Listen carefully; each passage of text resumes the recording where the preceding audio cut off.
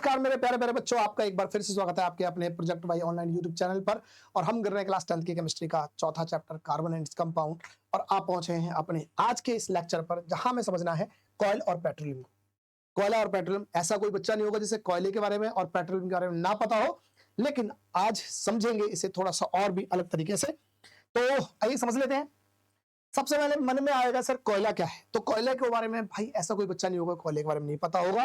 जैसे अभी तो गैस यूज हो रही है, लेकिन पुराने टाइम में देखेंगे या आज भी गांव में जाओगे तो गांव में आज भी चूल्हे की रोटियां ज्यादा बनाना, मतलब कि बनाना और खाना पसंद करते हैं, चूल्हे पे रोटियां सब्जी बनाना।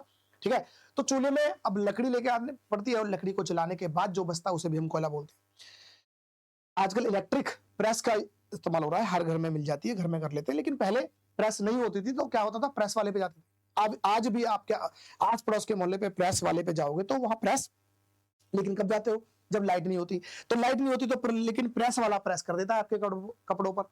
वो कैसे करता है, तो उसके पास इलेक्ट्रिक प्रेस तो होती है, साथ में एक प्रेस और होती है जिसमें वो कोयला डालकर कोयले को जलाकर जलने के बाद जो हीट निकल रही होती है उसे प्रेस के रूप में काम कर रहा होता है, आपके कपड़ों पर प्रेस हो जाती है। और भी अगर हम एग्जांपल लें तो देखो, शादी ब्याह में जाते ही हो, लेकिन अगर शादी ब्याह में नहीं जाते तो ऐसा कोई बच्चा नहीं होगा जिसने तंदूर की रोटियां या तंदूर के नान ना खाए हों, है ना। तंदूर पे नान, तंदूर की रोटियां खाई होंगी। जिस तंदूर की वो रोटियां और नान खा रहे थे, उस तंदूर में अगर कभी झांक कर देखो, देखो बहुत ज्यादा हीट होती है, गर्मी होती है ना, तो जल भी सकते हो। लेकिन अगर दूर से देखोगे तो वहां पर कोयला होता है और उस कोयले को जलाने के बाद जो हीट जनरेट होती है, उसी हीट जनरेट हीट से ही वो हमारे पास क्या होता है, वो हमारे पास नान या रोटियां कर बाहर आती है और उसे हम खा रहे होते हैं। ठीक है, अभी और भी समझते हैं, ये भी हमारे पास कोयले थे। एक बार समझ लेते हैं कोयला क्या है। कोयला hard black and combustible substance. मैंने बताया कंबस्टेबल का मतलब जलाने लायक है, जला सकते हैं, जलाने के बाद हीट भी क्रिएट कर रहा होता है, तो इसलिए कंबस्टेबल सब्सटेंस बोला। It is a fossil fuel and important source of energy. Fossil fuel क्यों बोला, क्योंकि ये हमारे, भाई देखो, हमारे जो नेचर के जो सोर्स है वही से मिला है, नेचर के सोर्सों से मिला है। लाखों वर्ष पहले हमारी अर्थ पर जो पेड़ पौधे थे उन्हीं को वो मर गए और वो मरने के बाद जमीन में धीरे धीरे दफन होते गए और वहीं से हमारे पास क्या है, कोयला मिलकर बना है। अभी देखते हैं उसे भी। ठीक है, इंपॉर्टेंट सोर्स कैसे है भाई एनर्जी का, क्योंकि हमारे पास जो पावर प्लांट्स है जहां से हमें लाइट मिल रही होती है, एनर्जी आ रही होती है ना। आपके घर में तो बोलेंगे भाई मीटर से आ रही होती है लाइट, पर मीटर में तो कहीं से आ रही होगी ना। तो पावर प्लांट्स होते हैं, पावर प्लांट्स में लाइट को बनाने के लिए, एनर्जी बनाने के लिए कोयले का इस्तेमाल होता है। ठीक है, तो कोयले का इस्तेमाल होता है, तो हम कह सकते हैं इंपॉर्टेंट सोर्स ऑफ एनर्जी का है। और हमें मिलता क्या है, इससे हीट मिलती है, इलेक्ट्रिसिटी मिलती है, जैसे हमने बात की है। और बाय प्रोडक्ट में कोक, कोयल टार और कोयल गैस में मिलती है। इस कोयल टार का मतलब हिंदी में अगर बात बोले तो तारकोल बोलते हैं। क्या बोलते हैं, तारकोल। और ये तारकोल क्या है, अगर आप देखेंगे आपके आस पड़ोस में या हाईवे पे सड़कें देखी होंगी आपने, है ना, ब्लैक कलर की सड़कें होती है।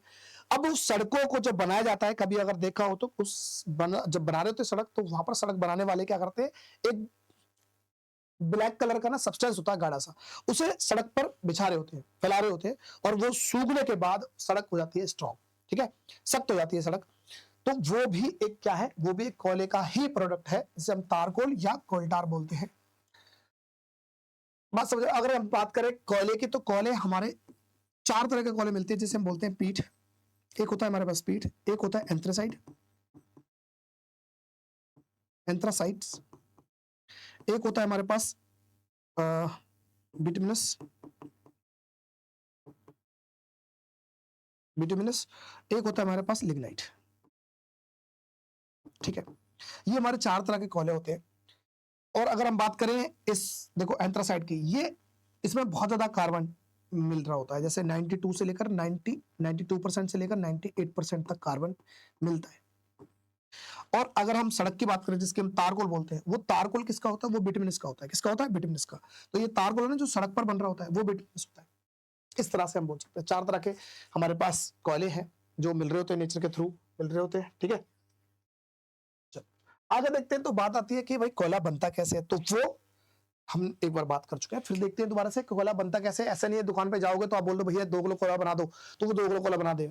अगर वो 1 दिन नहीं, 2 दिन नहीं, अगर 1 लाख साल भी बोले, 1 लाख साल बाद में बना दूंगा कोयला, तो वो नहीं बना पाएगा। ठीक है, तो कैसे बनता है सर कोयला, बताया कि लाखों वर्ष पहले हमारी अर्थ पर क्या थे, पेड़ पौधे थे, और वो पेड़ पौधे धीरे धीरे टाइम हो गया और वो मर गए, जो मरने के बाद देखो हर हर चीज का एक टाइम होता है, इंसानों का भी टाइम होता है, तो पेड़ पौधों का भी टाइम होगा, है ना। लिविंग थिंग्स बोलते हैं ना पेड़ों को, तो अगर लिविंग थिंग्स है तो जो लीव है वो मरेगी भी, और मरने के बाद जो लाखों साल पहले जो पेड़ पौधे मर गए थे तो जमीन में दफन हुए।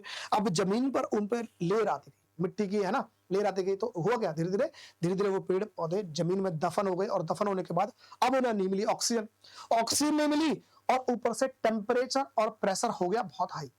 अब हाई टेम्परेचर और हाई प्रेशर में वो पेड़ पौधे लाखों वर्ष लग गए उन्हें कन्वर्ट होने में, किसमें, कोयले में, और वही है कोयला जो हमें मिल रहा होता है।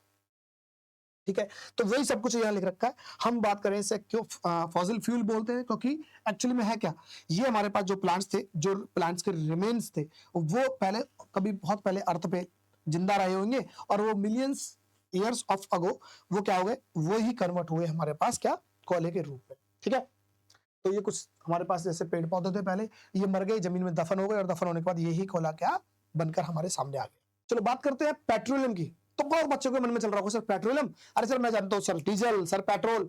बिल्कुल भाई, डीजल पेट्रोल, पेट्रोल जो है वो भी पेट्रोलियम है, लेकिन प्योर नहीं है। जो जमीन से निकला हुआ है वो पेट्रोलियम नहीं है। पेट्रोलियम का मतलब डीजल और पेट्रोल तक सीमित नहीं है। पेट्रोल, डीजल और पेट्रोल तो उस पेट्रोलियम से रिफाइन करने के बाद मिलने वाले प्रोडक्ट का नाम है। तो पेट्रोलियम क्या है सर, जो हमारी जमीन से निकला हुआ जो गाढ़ा जो तेल है, लिक्विड है, उसे पेट्रोलियम बोलेंगे। अब इस पेट्रोलियम को जब रिफाइन करेंगे तो वहां से रिफाइन होने के बाद हमें मिलेंगे पेट्रोल और डीजल, है ना। तो यहां से मिलेंगे, कैरोसिन मिल सकता है, एलपीजी मिल सकता है, और सिंथेटिक मटेरियल भी मिल सकते हैं, पर लेकिन रिफाइन करेंगे, जैसे जैसे इसकी प्योरिटी होती रहेगी, इसे बढ़ाते रहेंगे, उस तरह से हमें प्रोडक्ट मिलते रहेंगे। तो अभी इसमें बहुत सारी इंप्योरिटीज है, क्योंकि अभी निकला है ना जमीन से। ठीक है, अब इसके बारे में बात करें तो इसे हम ब्लैक गोल्ड भी बोलते हैं। ब्लैक गोल्ड क्यों बोलते हैं, जिस तरह से गोल्ड के रेट मार्केट में, इंटरनेशनल मार्केट में रोज ऊपर नीचे होते हैं, उसी तरह से इस ब्लैक गोल्ड के भी ऐसे रेट ऊपर नीचे होते हैं, पेट्रोलियम के रेट ऊपर नीचे होते हैं। क्योंकि भाई देखो, अगर किसी भी कंट्री को चलाने के लिए अगर जरूरी है तो दोनों ही चीज जरूरी है, कोयल और पेट्रोल। क्यों भाई, कोयल और पेट्रोलियम कैसे, कोई भी कंट्री, अगर देखो मैं कहता हूं, अगर आपके घर में ही, कंपनी को छोड़ते हैं, आपके घर में ही अगर 1 घंटे लाइट ना आए तो आपका जीवन इधर से उधर हो जाएगा भाई। 1 घंटे क्या, 5 मिनट आप बिना रील देखे तो आपको सांस नहीं ली जाती, है ना। तो इलेक्ट्रिसिटी पर हम इतना डिपेंडेंट हो चुके हैं।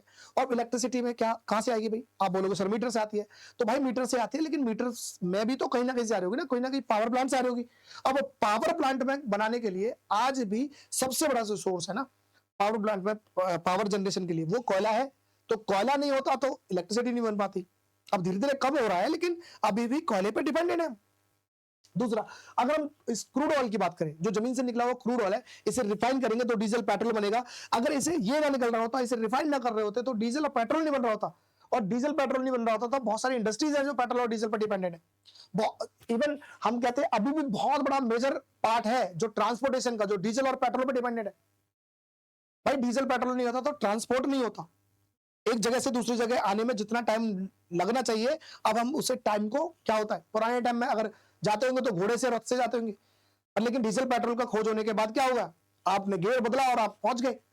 लेकिन अब धीरे धीरे, अब धीरे धीरे इसको हम यूज कम करने जा रहे हैं, इसका अल्टरनेटिव ढूंढ रहे हैं। क्यों, क्योंकि ये तो पता चल गया ना भाई, लाखों साल लगते हैं बनने में, एक बार खत्म हो गए तो फिर हमारी पीढ़ियां नहीं देख पाएंगी, हमारी पीढ़ियां इसे यूज नहीं कर पाएंगी।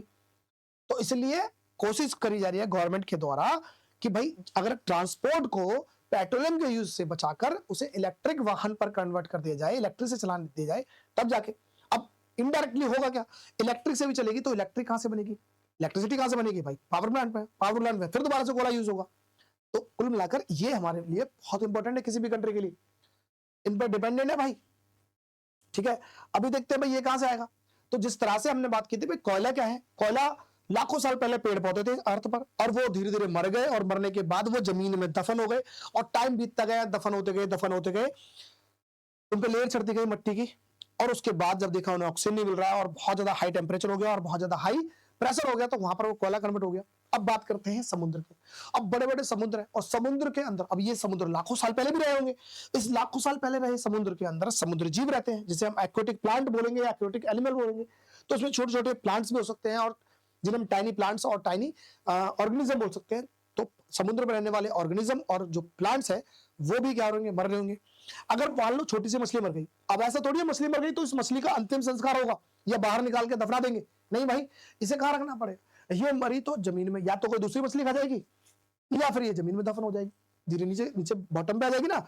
बहुत सारे प्लांट्स हैं वो भी क्या होंगे, धीरे धीरे आ जाएंगे। अब टाइम बीतता रहेगा तो क्या होगा, सैंड की लेयर इन पे छट जाएगी, मतलब रेत इन पे ऊपर आ जाएगा, फिर दोबारा रेत आ जाएगा तो ये नीचे दब जाएंगे।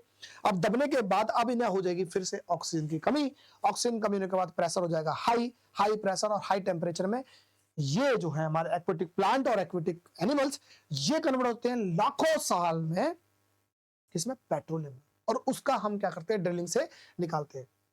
ये सब कुछ लिख रखा है। Petroleum was formed from the remaining of the tiny marine plants and animals buried under layer of sands and mud at the sea bottom, and due to high pressure and temperature in the absence of air they slowly converted into petroleum and natural gas over millions of years।